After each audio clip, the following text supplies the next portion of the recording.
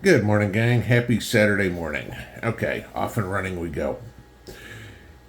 Yesterday I put up a video last night. I know it's not often I do an evening video, but I was busy yesterday and there was something I had to get off my chest, and so I put it out late. A bunch of you watched it. 97.5% of you gave me a thumbs up on it. 2.5% of you didn't like my idea. Okay. But therein lies the issue. Social media is wonderful about people bitching about problems in this country. What I find really funny is that there are very few solutions offered, right?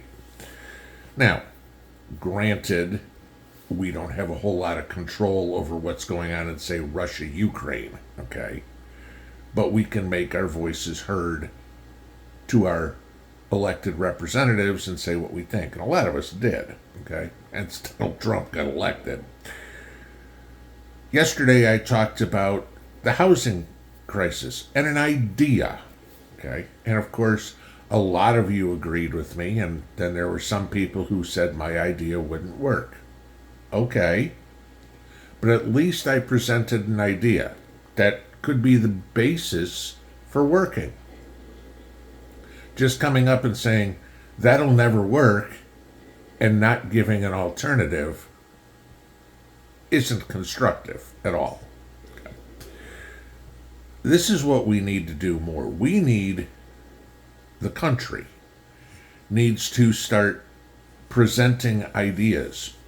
Maybe they're a little radical. Okay. I won't say that my idea yesterday was very radical, but it was out of the norm. Okay. All right. It was an idea. Maybe somebody can take it and run with it and, polish the edges on it and say, hey, you know what? If we did this, but changed this or added this, maybe we could make this work. Good idea. Okay. It's something that we as preppers do. We see a problem and we come up with a solution for it. Groceries got expensive. More and more people learned to garden. More and more people started raising chickens, whatever, to save themselves a little bit of money. We worry about the power going out, whether it's a car wreck into the transformer, whether it's a terrorist attack, whether it's an EMP. We figured out, hey, how can we solve our problem for power? Many of us, and we talk about this one all the time, have come up with our solutions for what do we do about water, right? There's a whole bunch of things, and we have a tendency to come up with solutions that work. They may be a little weird to other people. Collecting rainwater, who would do that when you can just turn on the spigot? Growing your own vegetables, who would do that when you can just go to the grocery store and buy them? Until you can't. Okay?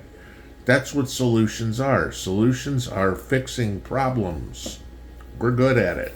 Maybe somebody should start listening to us, okay? The community.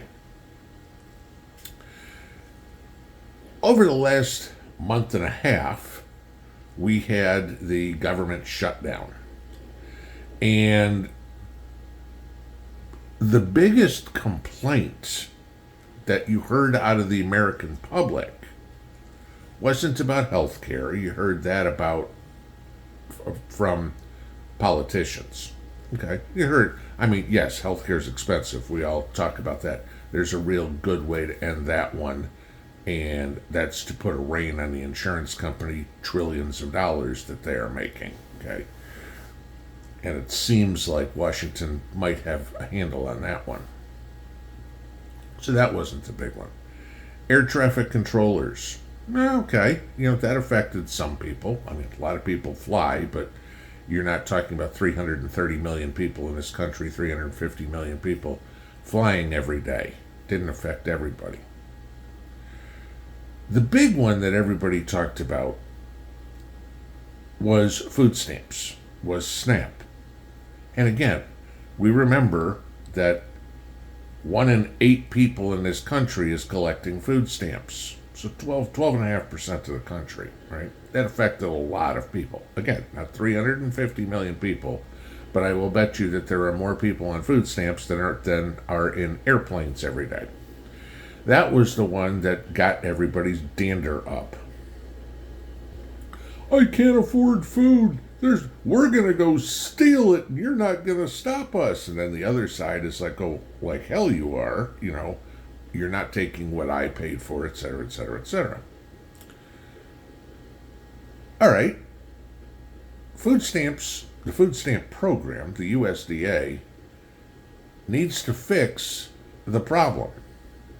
First off, we need something in the government, okay, where the food stamp program is no longer a discretionary thing, okay? We need to do this for the military too. Social Security, welfare, yada, yada, yada. Those are essential programs. Food stamps should be too, all right? We should not have this worry about people eating in this country. I'm going to say it. Okay. What needs to be fixed in the food stamp program is who's collecting it. Okay. Since the beginning of the Trump administration, they've wanted to fix this. And they don't do it efficiently. Go figure, it's government, right?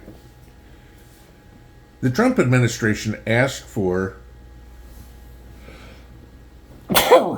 sorry, it's morning. Asked each state for the rolls of the people on food stamps. 29 states complied, red states. 21 states refused, blue states. Go figure. Okay. Maybe there was a purple one in there, one side or the other, but overwhelmingly that's how it went. Okay, red versus blue. The red states came up and said, okay, yes, we're open to being audited. The blue state said, hell no, there's too much cheating going on. We know it. We're getting kickbacks out of it. Okay. Right? All right, sorry, I'm going to call a spade a spade. So, in that study of the 29 red states that turned in data, the USDA found that 5,000 dead people are collecting food stamps, and 500,000 people are getting paid double. They're registered twice. So Joe Smith gets a $200 check under Joe Smith, and Joe Smith gets a $200 check under Joe D. Smith. This is a problem. Okay? Kind of goes back to Jasmine Crockett and cashing her dead grandmother's Social Security check for 11 years. And for some goofy reason, nobody ever prosecuted her for Social Security fraud. Gee. DOJ, I don't know, Ken Paxton in Texas, might be a case worth looking into. Just a thought, if we're talking about solutions. So right there, you can clean up a good portion of Social Security. I mean, it's not going to take you down from 12.5% to 8%. It might take you from 12.5% to 12%. Okay. But then they also found that 80% of the people that were collecting food stamps were able to work. Okay. Why aren't they? Now, I will give you this. There are people that do work that still get supplemental food assistance. I'm okay with that. All right? Not every person is making enough money to pay for the food under Biden inflation. Yeah, that's still what we're under because food prices have actually come down in the Trump administration. So the expensive food we are paying is still thanks to Potato Joe. Sorry, libs, suck on it. It's true. Don't believe me? Go look it up. So I had an idea this week, and I sent an email and a tweet to Secretary Rollins, who is the head of the USDA. I said, here's a simple solution for straightening this out. Don't worry about what the blue states say. Here's what's going to happen. And I just used the date of January 1st. Effective January 1st, all food stamps will be ended. You have until then to go refile and requalify for food stamps. If you refile and requalify, your food stamps will continue to come in January. If you don't, you won't get it. So it'll be a little difficult for dead people to requalify, and it'll be a little difficult to go in there and do it twice. How they do it twice, I have no idea. We need Social Security numbers for everything, yet they don't track food stamps by Social Security number. Figure that one out. Okay, I guess. I don't know. I've never been on food stamps. Maybe they do. But how people are on there twice, I've got no clue. Another good idea doing it on Social Security numbers would be, most illegals don't have one. Guess what? That means most illegals don't qualify. This way we clean up the rolls, so we can stop sending checks to people that don't deserve them. And then make something in there where you have to requalify for your food stamps every 6 months. Yeah, I know they're going to say, well, that's going to put a whole lot of workload on USDA employees. Okay. They'll have jobs, job security. If we had to do this that often, we know our jobs are safe. Okay. The Democrats were bitching about federal employees getting laid off, right? During the Schumer shutdown. They caused it, and then they're going to bitch about the consequences. I love that. No, they'd have job security. All right, you're going to be processing these and reprocessing these over and over and over again. Then for those 80% of the people, make a job search requirement. And make it a little bit more in-depth than what you have to do on unemployment. Back in the day, before the internet, you had to apply for 3 jobs a week to collect your unemployment. And back then, like when I was younger, that meant going to a business of some sort and filling out a job application, right? You got to put some effort in.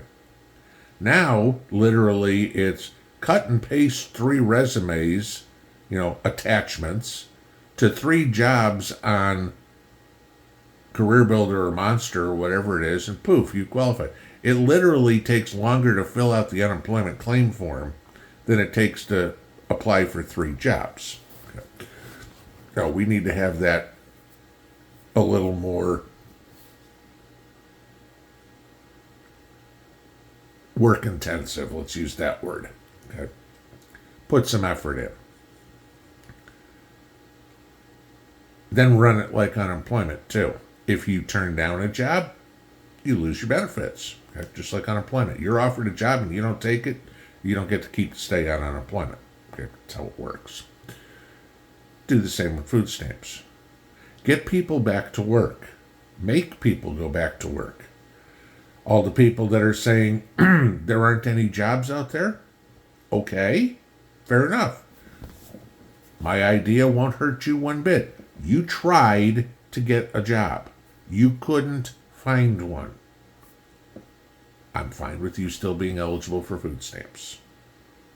But when you don't try to find a job, when you just decide food stamps are a lifestyle, no.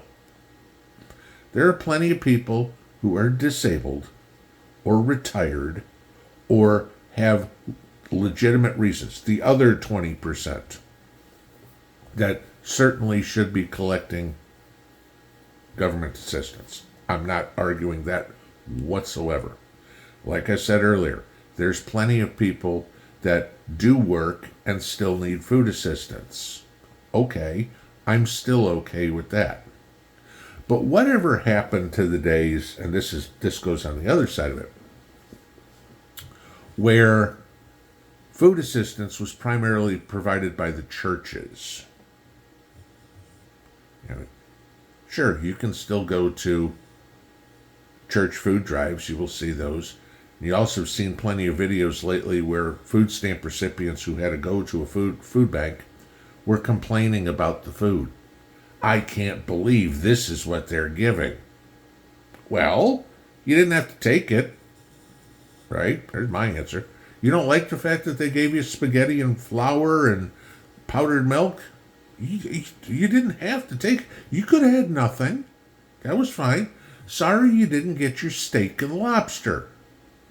You know, this channel is doing a food drive for Christmas. And guess what? I won't be buying steak and lobster. I will be buying canned vegetables. We will be getting spaghetti, that sort of stuff. Because that will get you by. You want steak and lobster? Go find a job. There's been a lot of changes to the food stamp program over the years. Plenty of them. Some of you may remember the days of government cheese, right? Go back to that. Used to be paper food stamps, and people would kind of try to hide they were paying with paper food stamps because it was a little embarrassing. Now it's just like swiping a Visa card. Oh, there you go. I've told y'all the story about me being up in New Hampshire. This has got to be 10, 12 years ago at this point, somewhere thereabouts. When was I up there? 2011, 2012? Okay, so back then. And I'm standing there in line with my chicken thighs and ground beef because that was what I could afford, while the guy behind me had New York strips and live lobsters, paying with it with an EBT card. Something's wrong with that picture. Okay.